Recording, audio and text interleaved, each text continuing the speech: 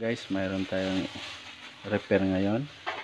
So ito guys, nabuksan ko na. Ayan, isang portable radio. So ang issue nito guys, ito yung charging port niya. Ayan, ito yung charging port niya guys. Ito.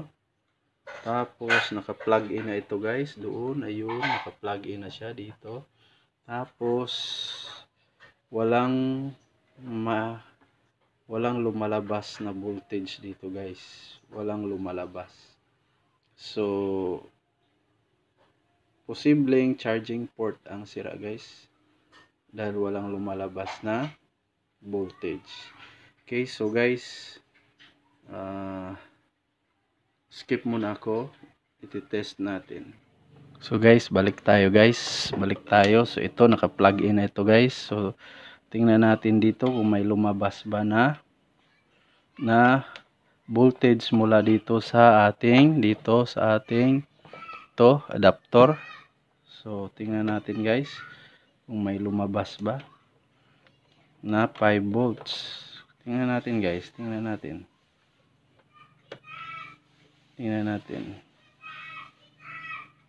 So ito yung ground, ayun. Ito yung ground. Tapos ito yung positive. So walang lumabas guys doon sa tester guys. Walang lumabas doon sa tester.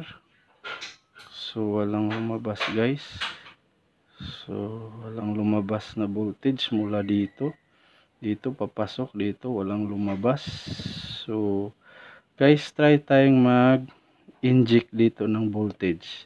Dito sa labas, dito na sa labas ng charging port. Ito. Dito na tayo mag-i-inject guys. Dito na tayo mag-i-inject ng voltage sa positive at negative niya. So itong charging port niya, dito dumaan yung voltage mula dito sa USB cord doon sa charger. Tapos dito wala siyang mailabas dito guys. So mag-i-inject tayo dito ng voltage. Titingnan natin kung mag-iilaw na ba itong lead light niya. So guys, kukuha muna ako ng pang-inject natin. So guys, balik tayo guys. Ito, nakuha ko na yung pag-inject natin ng voltage. Mag-i-inject tayo dito ng voltage. Tingnan natin kung may iilaw na ba siya. So ito guys, unplug ko muna ito. Unplug ko muna ito. So dahil walang makalabas na voltage mula dito sa USB cord, walang lumabas dito. So mag-i-inject tayo ng voltage guys dito. Dito tayo mag-i-inject ng voltage sa positive at negative. Sa positive at negative, dito tayo mag-i-inject ng voltage. Tingnan natin kung iilaw ba siya. So kapag iilaw siya, ibig sabihin itong charging port ang sira. Okay?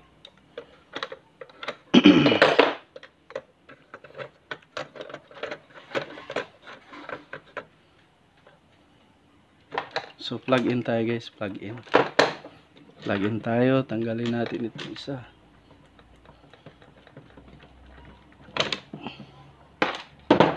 So plug in tayo, plug in. Yan, tapos ito yung pa-inject natin ng voltage, ito yung positive, ito yung negative. So kunan muna natin ng voltage guys. Ito yung positive, ito yung negative. So meron siyang 5.3 volts guys. Kita sa tester guys, ayan, mayroon siyang 5.3 volts. Ito yung i-inject natin sa positive at negative. So mag-inject tayo dito guys. Ito yung positive, ito yung negative. So mag-inject tayo guys. mag-inject tayo ng voltage.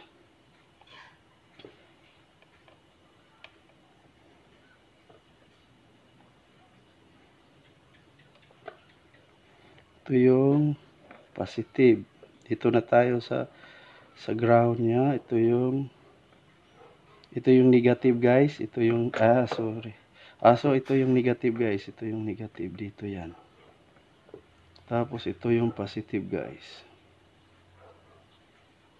Ayun guys. Ayun guys, nag-red siya guys. Nag-red light guys, kita guys. So nag-red light siya guys. Ayun, nag-red light siya guys.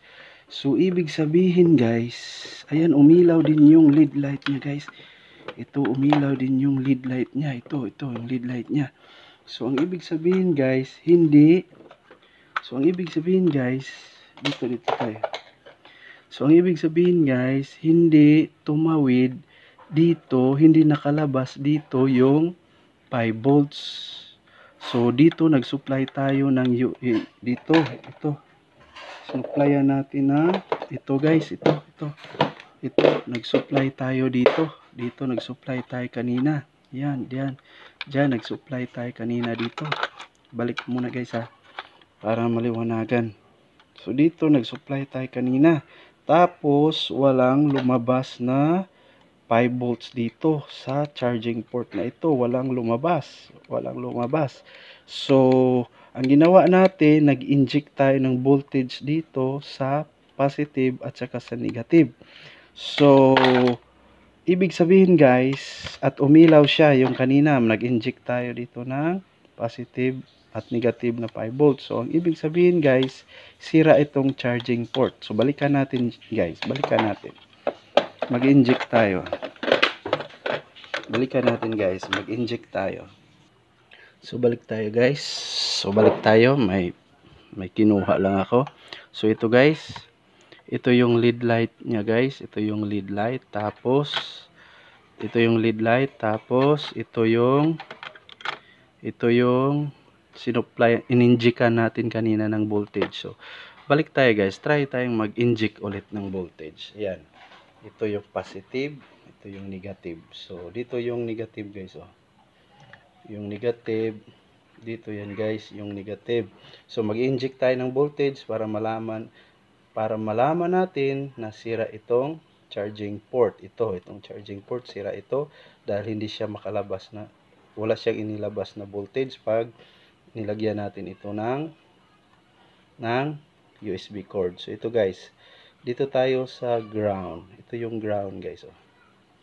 Ito yung ground, body ground ito guys. Ito yung ground. Dito na tayo sa ground niya. Yan, body ground yan guys. Ito yung positive guys. Oh. Nasa kaliwa kung doon tayo nakaharap. Ito yan guys. Ito yan guys. Yun guys. Umilaw yung lead guys. Ito guys, umilaw yung lead. Ayun.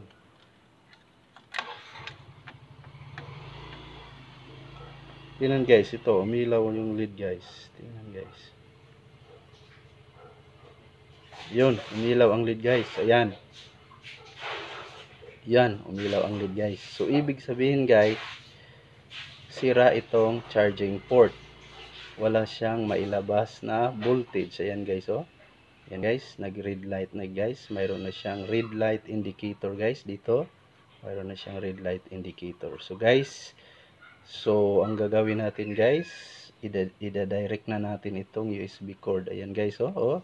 Umilaw na siya guys. So ito lang yung ginawa natin guys. Nagbo-voltage injection tayo guys. Nag-inject tayo ng voltage dito sa charging port guys. So guys, dahil nalaman na natin na sira itong charging port, so magre-rekta na tayo dito guys ng USB cord dito. Ito positive din to guys. Ito positive din to. Tingnan nyo, ito positive din to. So ayan, ground, ito body ground. Ayan. So positive din to guys. So dito na tayo magsusolda guys dahil malaki ito. Dito naman ito nanggaling sa positive. Ito dito naman ito nanggaling sa positive. So dito na tayo magsusolda guys dahil malaki siya. Okay? So yan guys, oh. So yan guys. So guys, itong gagawin natin guys, ito guys, itong cord kanina guys, ito na yung irerekta natin dito. Ida-direct na natin ito guys. Okay, so ida-direct na natin ito dito.